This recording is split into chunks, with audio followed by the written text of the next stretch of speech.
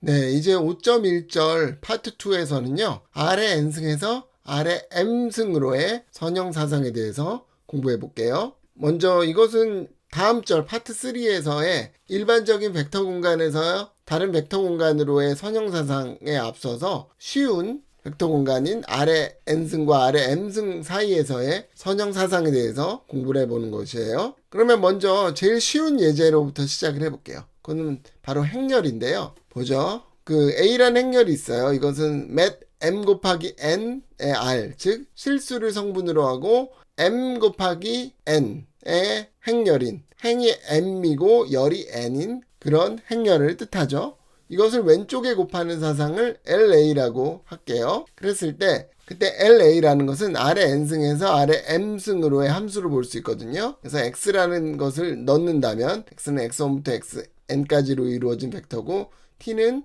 원래 이렇게 쓰는 건데 공간을 많이 차지하기 때문에 이렇게 눕혀서 쓰기 위해서 쓰는 기호죠. 트랜스포즈라고 하고 전치 행렬이라고 했어요. 그러면 행렬에서는 뭐 i주의 성분이 ji 성분으로 바뀌지만 벡터에서는 열벡터가 행벡터로 행벡터가 열벡터로 바뀌는 효과를 주겠죠. 그래서 하여튼 요런 게 x라고 하면 여기에다가 왼쪽에 a라는 행렬을 곱하면 이건 어떻게 되죠?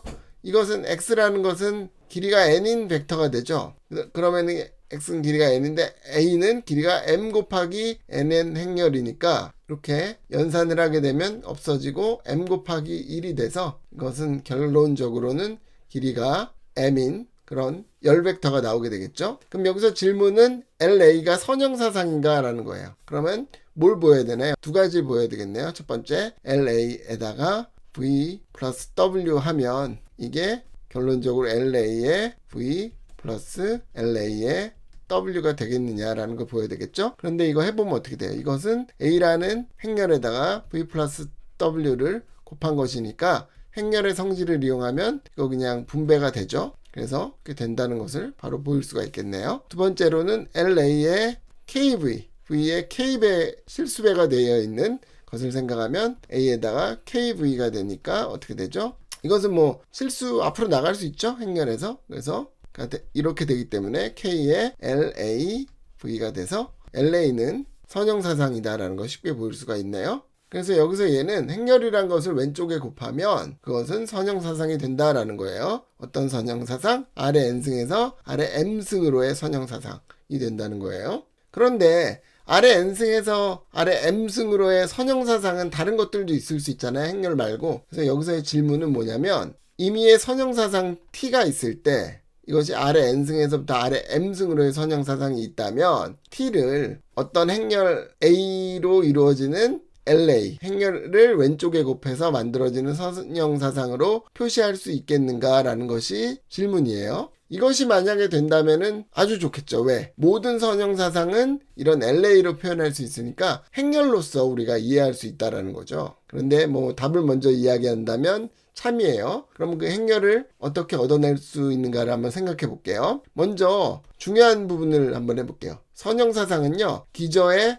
상만 알면 된다라는 거예요. 기저를 공부할 때도 설명을 했는데 기저는 벡터 공간의 모든 벡터들을 1차 결합으로 표현하게 만드는 기본 원자 같은 거라 그랬잖아요. 그러니까 기저들만 가지고 모든 벡터들을 실수배와 합을 통해서 만들어낼 수 있는 거죠. 그래서 기저가 항상 중요한 역할을 하는데요. 여기서 한번 볼게요. 벡터 공간 아래 n승의 원소 V가 있어요. 이것은 V1, V2, Vn까지를 성분으로 가지는 벡터예요. 그랬을 때 이 벡터를 t로 보낸 상, 이미지는 어떻게 될 거냐면 tv라고 쓰겠죠. 그런데 v라는 것은 우리가 e1, e2, en이라는 그런 표준 기저로 나타낼 수 있잖아요. 그래서 이 i라는 것은 나머지는 다 0이고요. 이 i번째만 1인 그런 벡터를 ei라고 할게요. 그랬을 때 v는 v1, e1, v2, e2 해서 vn, en 이렇게 풀어 쓸 수 있겠죠. 그런데 t가 선형사상이기 때문에 이거 다 분리해서 쓸 수 있고요. 그리고 실수배는 앞으로 나갈 수 있으니까 이렇게 쓸 수 있겠네요. 그래서 tv라는 것은 뭐만 알면은 결정이 되냐면은 te1, te2, ten 요거하고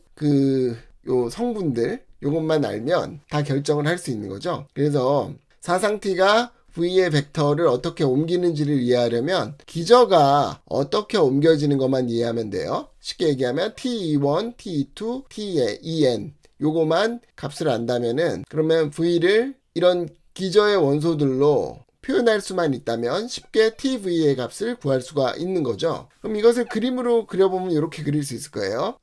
이 곱은 이렇게 쓸 수 있어요. T21, T2, T2n 열벡터가 되겠죠. 이렇게 파란 그림처럼 열벡터에다가 V1부터 Vn까지의 열벡터를 이렇게 곱하면 바로 이런 식이 되겠죠. 이렇게 여러분 그림으로 이해하는 거 되게 중요해요. 저는 예전에 처음 공부할 때 이렇게 그림으로 이해를 안 하고 그냥 이 식으로만 이해했기 때문에 되게 힘들었어요. 그럼 이제 선형사상을 행렬로 한번 이해를 해보도록 할게요. T2i라는 것은 이런 성분들을 가진 벡터로 볼게요. 여기서 하나 빠진 게 있는데 오타라고 볼 수 있겠는데요. 여기 T라는 게 들어가야 돼요. 여기도 다 T가 들어가야 돼요. 트랜스포즈죠. 그래서 원래는 열벡터로 써야 되는데 공간을 많이 차지하니까 행벡터로 썼다라고 이해를 하면 되겠네요. 그러면은 어떻게 되는 거냐면 TV라는 것은 아까 그림상으로 이렇게 된다라고 설명했잖아요. 그러면은 이 T1, T2, Tn 이것을 이렇게 쓴다면 이런 열벡터들로 쓸 수 있는 거죠. 그러면 TV라는 것은 요 결과라고 이해할 수 있기 때문에 결론적으로 T라는 선형 사상은 이 행렬에다가 이 벡터를 곱해서 얻어지는 것으로 볼 수 있겠죠. 이 행렬을 A라는 행렬이라고 이야기한다면 T라는 것은 LA라고 우리가 말할 수가 있겠어요. 그래서 이런 행렬 A가 존재한다. 이 행렬을 어떻게 구하냐? T1, T2, Tn을 구한 다음에 그러니까 각각의 표준기저의 원소들이 어떻게 이동하는지를 본 다음에 그것을 열벡터로 써서 이렇게 쭉 써주기만 하면 얻어낼 수 있는 행렬이죠. 그래서 이 행렬을 뭐라고 쓸 거냐면은 T에 의해서 만들어진 행렬이니까 대괄호 T라고 쓸게요. 그러면 지금까지 내용을 한번 정리해 볼까요? 아래 n승과 아래 m승 사이의 모든 선형사상은 행렬을 이용하여서 나타낼 수 있다. 참 재밌는 부분이에요.